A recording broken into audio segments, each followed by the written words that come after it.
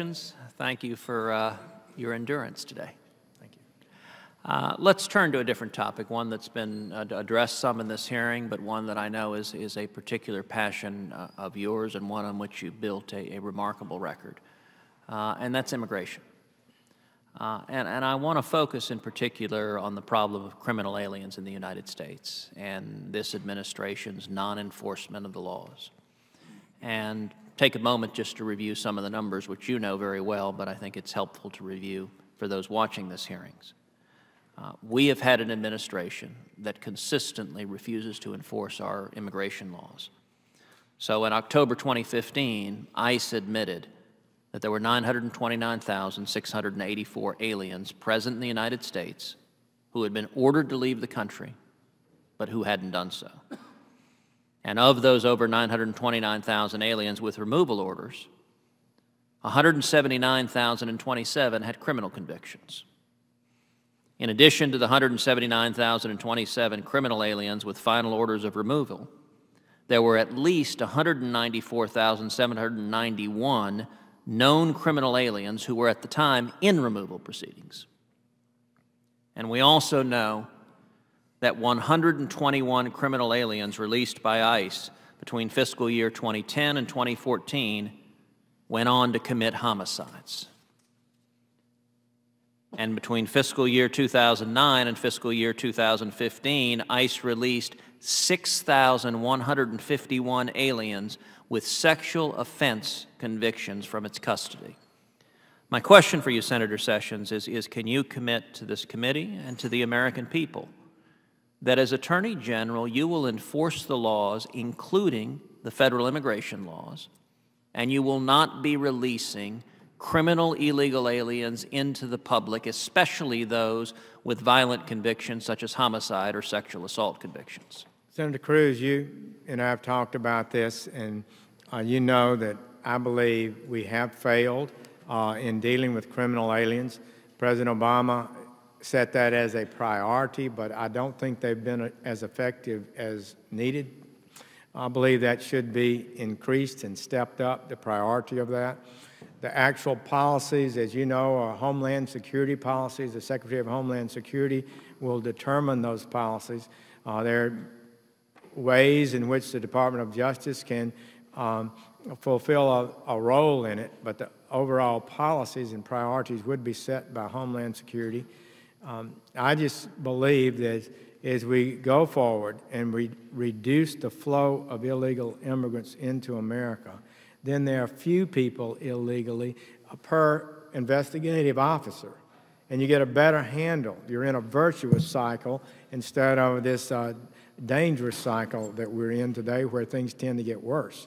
So I believe we can turn that around. This is one of the policies that has to be given priority. Donald Trump has also said that he believes criminal aliens obviously should be the top priority. And all of us, I believe this government will work effectively to deal with it. I would do my part. You know, there are few issues that frustrate Americans more than the refusal to enforce our immigration laws. And not too long ago, I was down on the border in Texas, visiting with Border Patrol officials, visiting with law enforcement, local sheriffs. And I'll tell you, it was after the election, and there was a palpable sense of relief that finally we would have an administration that didn't view the laws as obstacles to be circumvented, but rather an administration that would be willing to enforce the laws in the books and stop releasing criminal aliens in communities where the citizens are at risk.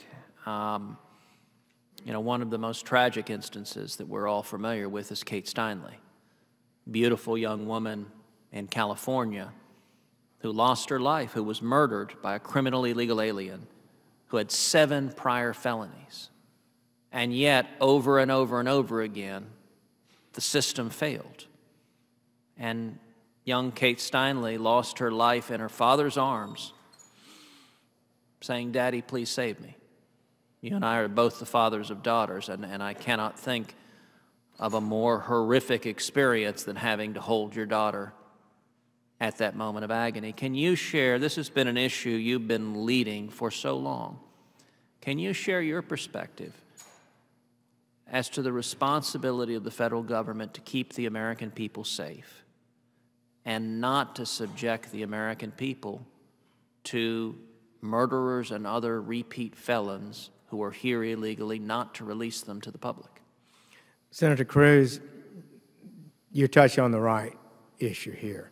First and foremost, the immigration policy of the United States should serve the national interest, the people's interest. That's what an immigration system should do. And number two, under the laws of world agreements, that if a citizen from a foreign country is admitted by visa to the United States and they commit a deportable act or otherwise need to be removed, that country has to take them back. And when they cease to do that, then you have a serious breach of collegial relations between the two countries. And no country, particularly the United States, should ever allow so many individuals who committed crimes here, often when they entered illegally and not even coming on a lawful visa, and they need to be deported promptly. And the reluctance of that to happen is baffling to me. It should have total bipartisan support. It's said that it does, but for somehow it's never accomplished. So it's very, very frustrating. So the basic summary of that is it's perfectly proper, decent, and correct for this nation not to allow people who come here on a visa or illegally to remain here after they've committed crimes. Well, thank you, Senator Sessions. And as you know, I've introduced legislation in the Senate, Cates Law, which would provide for those who illegally re-enter with a violent criminal conviction a mandatory 5-year prison sentence. This past Senate that failed to pass. It is my hope that Congress will pass that legislation and give additional tools to the administration to keep the American people safe. Let me turn to one additional aspect of illegal immigration, which is the national security component of it. Since August of 2015, you and I have joined together to send 3 separate letters to the Departments of Justice, Homeland Security, and State, as well as a letter to the President, seeking information on the immigration histories of individuals who have been convicted or implicated in terrorist attack in the United States. And over again, the current administration has stonewalled our efforts as senators to get basic facts that I think the American people are entitled to. You and I were able to piece together from the public record that at least 40 people who were initially admitted to the United States as refugees were subsequently convicted or implicated in terrorism. And more broadly, of a list of 580 individuals who were convicted of terrorism or terrorism-related offenses between 2001 and 2014, at least 380 were born in foreign countries, many from terror spots in the Middle East and Africa and Central Asia. And of the 198 U.S. citizens you and I were able to find on that list, at least 100 were born abroad and subsequently naturalized. As I mentioned, the administration has stonewalled us. Will you commit to work with this committee to provide the data that we've been seeking, that I think the American people are entitled to know, of those who are committing terror plots against us, how many are coming in through a broken immigration system, through a broken refugee system, and to working with this committee to prevent that from happening in the future to keep the people safe? I would do that. I do believe that's the Homeland Security primary responsibility, but it was a bit frustrating because what those numbers tend to indicate, it indicates that it's not true that refugees don't commit terrorist acts. There is a danger even in the refugee population, and good vetting is critical in that process. Thank you, Senator. Senator Coons.